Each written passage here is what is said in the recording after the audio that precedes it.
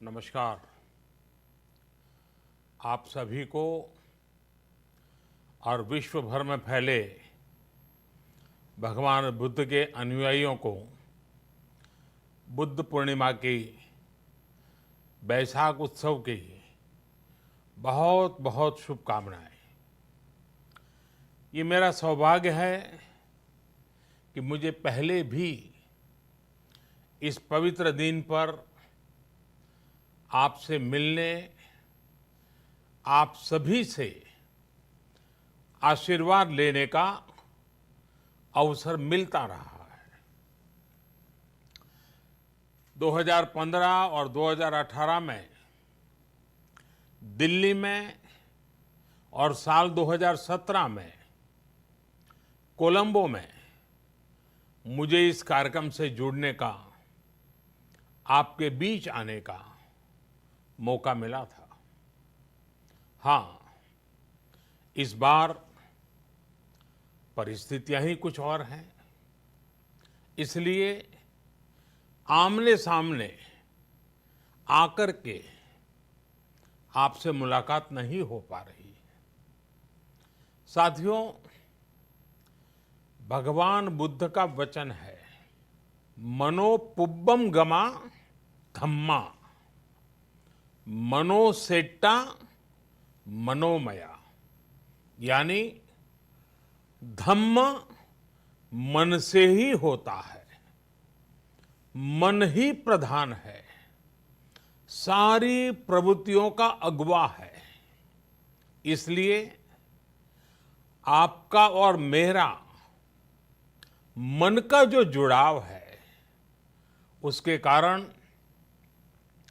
सशरीर उपस्थिति की कभी उतनी महसूस नहीं होती। आपके बीच आना बहुत खुशी की बात होती, लेकिन अभी हालात हमें वो परमिट नहीं करते हैं और इसलिए दूर से ही टेक्नोलॉजी के माध्यम से आपने मुझे अपनी बात रखने का अवसर दिया। इससे बढ़कर के संतोष और क्या हो सकता है।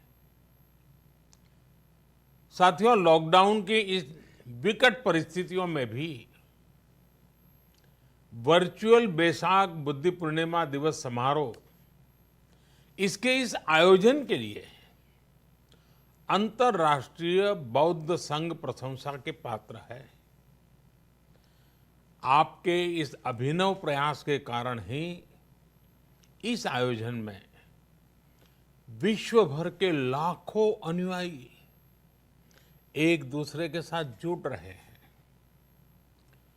लुम्बिनी, बोधगया, सारनाथ और कुशीनगर के अलावा श्रीलंका के श्री अनुराधापुर स्तूप और वासुदेवा मंदिर में हो रहे समारोहों का इस तरह एकीकरण कितनी अद्भुत कल्पना है, कितना सुंदर दृश्य है। हर जगह हो रहे पूजा कार्यक्रमों का ऑनलाइन प्रसारण होना अपने आप में अद्भुत अनुभव है।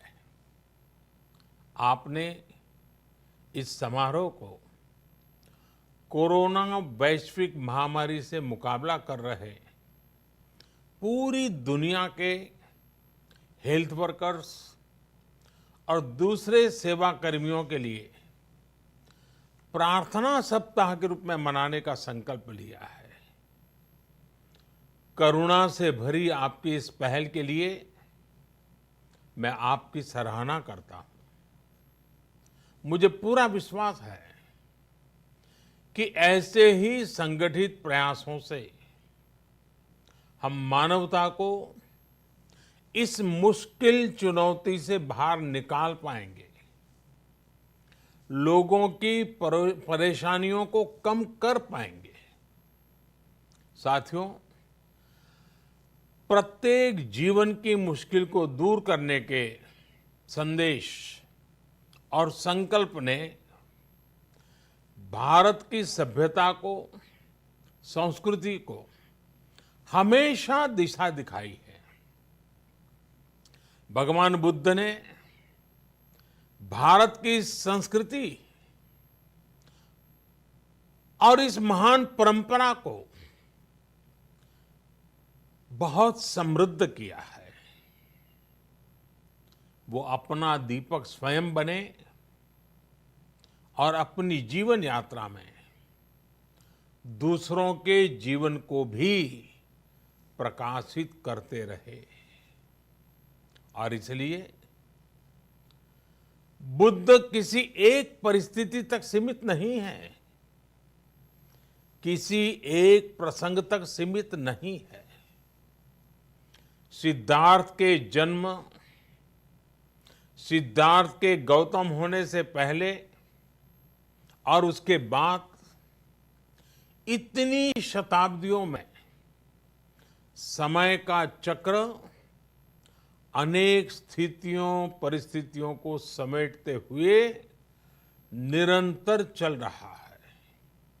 समय बदला, स्थिति बदली, समाज की व्यवस्थाएं बदली, लेकिन भगवान बुद्ध का संदेश हमारे जीवन में निरंतर प्रवाहमान रहा है।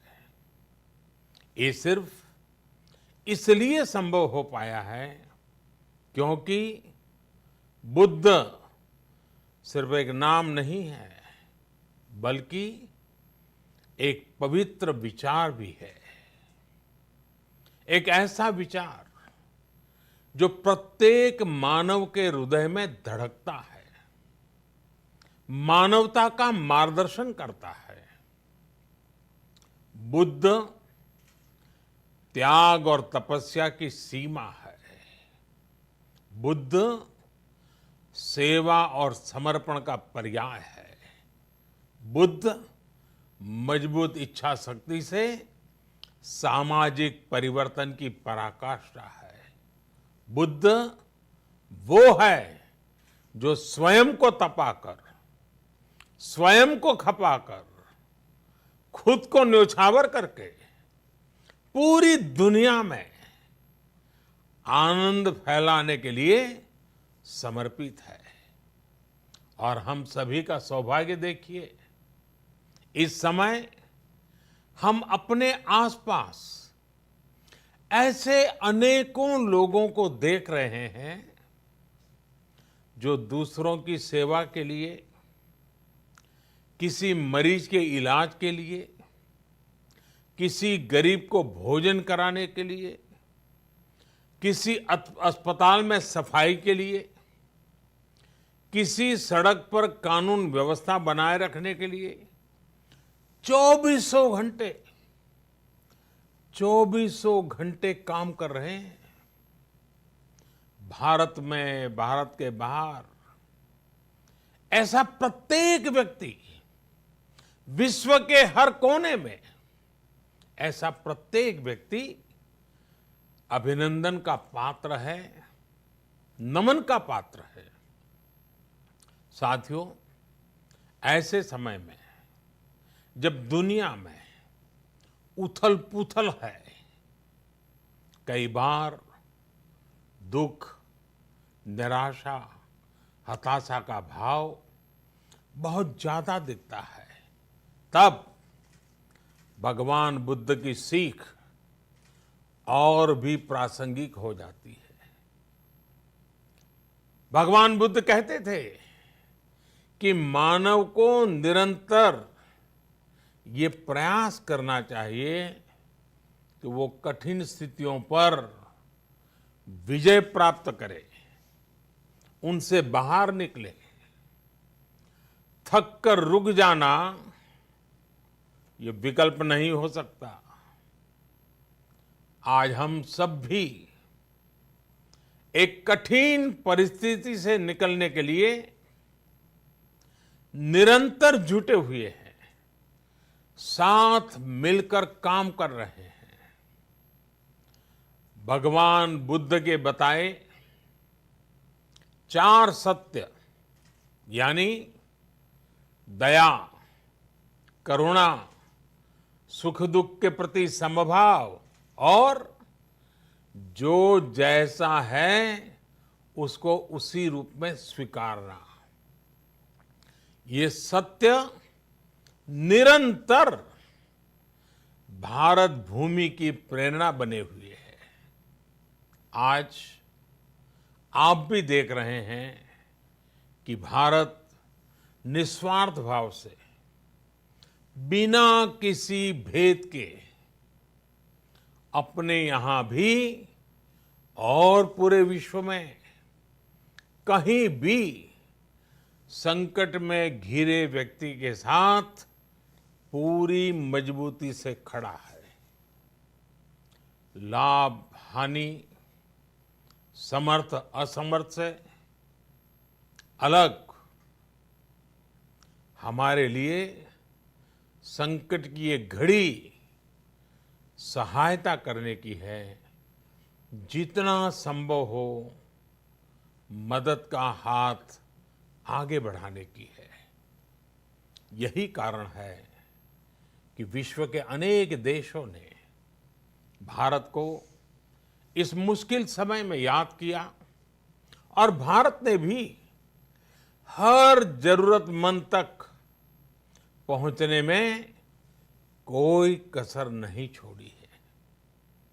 भारत आज प्रत्येक भारतवासी का जीवन बचाने के लिए हर संभव प्रयास तो कर ही रहा है, अपने वैश्विक दायित्वों का भी उतनी ही गंभीरता से पालन कर रहा है।